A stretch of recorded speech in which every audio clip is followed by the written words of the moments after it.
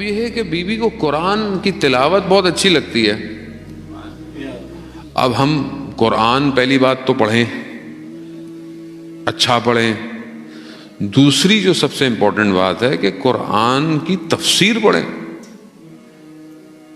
کتنی تفسیریں ہمارے گھروں میں ہیں, کیا ہمیں سب آتا ہے؟ خدا کو قیامت میں تو کیا کہوں, میں تو خود شرمندہ ہوں, میں آپ کو کیا کہوں. لیکن اپنی شرمندگی کا مطلب نہیں کہ میں حق بات نہ کھاؤں, جو حق ہے وہ ہے.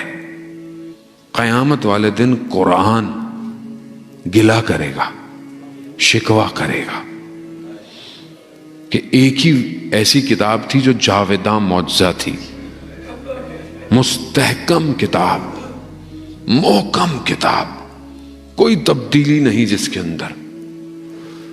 وہ کتنی پڑھی میں نے, وہ کتنی تفسیریں پڑھی, کتنی آسان ہو گیا. اب تو اردو میں بھی پرنٹ ہے, موبائل میں بھی ہے, سب کچھ ہے. ایک ہی ایپلیکیشن کئی تفسیروں کے ساتھ ہے. کتنی دیر لگتی ہے اگر آپ روز ایک آیت, اس کی تفسیر, نیچے اس کے کتنے 2-3 حدیثیں ہیں. یہ مجھے اپنے لیے نہیں کہہ رہا, اپنے لیے تو یعنی میرے لیے تو سخت ہو جائے گا اگر آپ سب نے پڑھنا شروع کر دیا تو مجھے بڑی محنت کر کے آنی پڑ جائے گی. لیکن حقیقت یہی ہے عزیزان محترم, معاشرہ اکیلے فرد کے کمال کے پہنچنے سے کمال پہ نہیں پہنچتا, پورے معاشرے کو کمال پہ پہنچنا پڑتا ہے. جب آپ قرآن اپنے وجود میں اتاریں گے تو ناطق قرآن سمجھ میں آئے گا.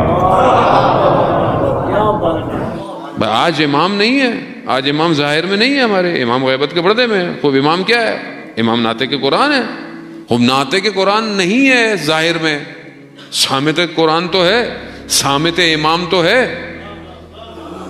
تو اس کو تھامیں, پڑھیں عزیزان محترم, ہوم ورک بنائیں اپنا.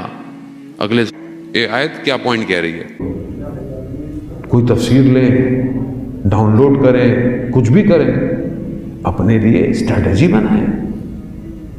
قومیں ایسے نہیں چلتی ہیں عزیزان محترم. تفسیر سب سے آسان تفسیر نور ہے, آغا محسن کے راتے کی, آسان ہے سب سے.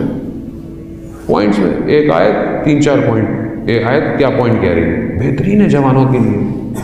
پھر بہرحال آپ اہل علم جو ہیں وہ ماشاءاللہ بڑھتے چلے جائیں, اس سے آگے جائیں, تفسیر المیزان تک جائیں. خدا ہم سب کو توفیق عطا فرمائے عزیزان محترم. یہ پہلی چیز ہے. تو یہ اس لیے کہ ہمیں پتہ چلے کہ ہم بیوی سے کتنے دور ہیں یا قریب.